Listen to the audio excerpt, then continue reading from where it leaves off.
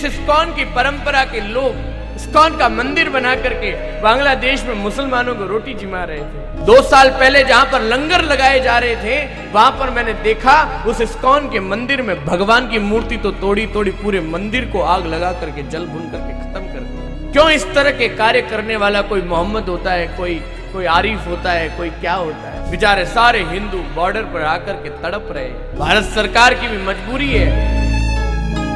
आज तो बांग्लादेश में हिंदू मंदिरों को जलाया गया। आज तो बांग्लादेश के अंदर हिंदू युवाओं के साथ में जो इंजीनियर हैं, डॉक्टर हैं, जो पढ़े लिखे अध्यापक हैं, उनके घरों को चुन चुन करके जलाया गया, उनको उल्टा लटकाया गया। आज तो वहां पर जिस इस्कॉन की परंपरा के लोग इस्कॉन का मंदिर बना करके बांग्लादेश में मुसलमानों को रोटी जिमा रहे थे। 2 साल पहले जहां पर लंगर लगाए जा रहे थे, वहां पर मैंने देखा उस इस्कॉन के मंदिर में भगवान की मूर्ति तो तोड़ी पूरे मंदिर को आग लगा करके जल भून करके खत्म कर दिया। हम लोग तो उदारवादी बने रहे, हम लोग तो हाथ जोड़ जोड़ करके सेक्युलर बने भी रहे। हम लोगों ने तो झूठा चोंगा ओढ़ रखा है धर्म के नाम का कि हम तो ऐसे हिंदू हैं साहब, हम तो सबका सम्मान। अरे सबका सम्मान करने के लिए कौन मना कर रहा है? लेकिन आप अपने धर्म पर कितने पुष्ट हैं?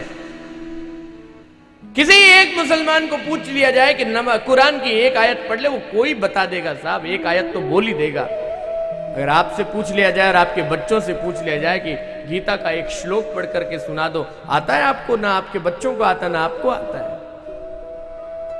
क्योंकि हमने अपने धर्म, अपनी परंपरा, अपनी विधा की तरफ कभी मुड़ करके देखा ही नहीं। बेचारे सारे हिंदू बॉर्डर पर आकर के तड़प रहे कि देश की सीमाएं खोल दी जाए और उन्हें अंदर आने देवे। भारत सरकार की भी मजबूरी है कि वो कैसे तय करे कि कौन सा हिंदू है, कौन सा नहीं है, कौन सा बदमाश आकर के इस देश में भी आतंक फैला देवे। सरकारों की अपनी मजबूरियां हैं, सीमाओं की अपनी मजबूरियां हैं, लेकिन यह तय कर लेना, पूरे विश्व के अंदर आप आंख उठा करके देखिए और थोड़ा चिंतन करके देखिए, क्यों लंदन के अंदर, इंग्लैंड के अंदर, मैनचेस्टर में आज से 15-20 दिन पहले पुलिस की गाड़ियों को फूंका गया, वो भी किसी एक विशेष समुदाय के द्वारा। क्यों इस तरह के कार्य करने वाला कोई मोहम्मद होता है, कोई आरिफ होता है, कोई क्या होता है? क्यों उनके नाम ऐसे होते हैं?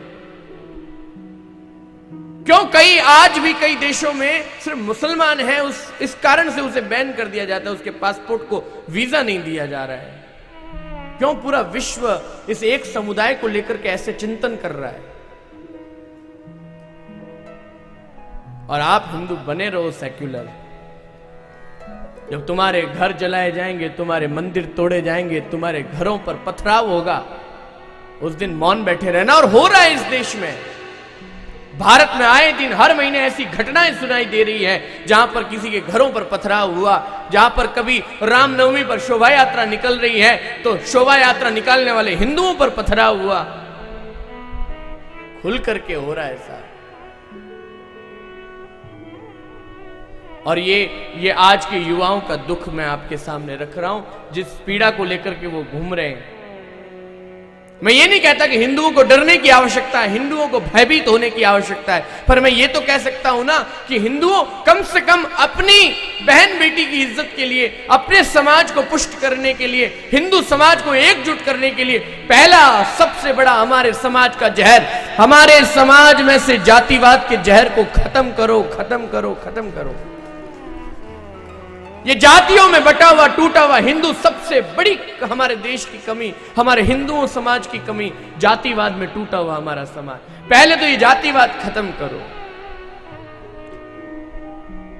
मैं जब ऐसी बातें बोलता हूं तब एक अमुक समुदाय का मेरे खिलाफ जबरदस्त भीड़ उमड़ पड़ती है, हमारे हिंदुओं में से, कि महाराज आप ये जातिवाद खत्म करके हम ब्राह्मणों का क्या होगा, हम क्षत्रियों का, तुम ब्राह्मण और क्षत्रिय क्षत्रिय करते रह जाओगे, तुम वैश्य वैश्य और शुद्र शुद्र करते रह जाओगे, और वो तुम्हारा सर तन से जुदा करके तुम्हें उल्टे लटका देंगे। किसको मुंह दिखाओगे? उस समय उल्टा लटका हुआ शरीर न तो ब्राह्मण का होगा, न क्षत्रिय का होगा, न वैश्य का होगा, न शूद्र का होगा। वो उल्टा लटका हुआ शरीर और वो गर्दन कटा हुआ तन हिंदू समाज का होगा। तब तुम्हें याद आएगा कि एक साधु सही कह रहा था।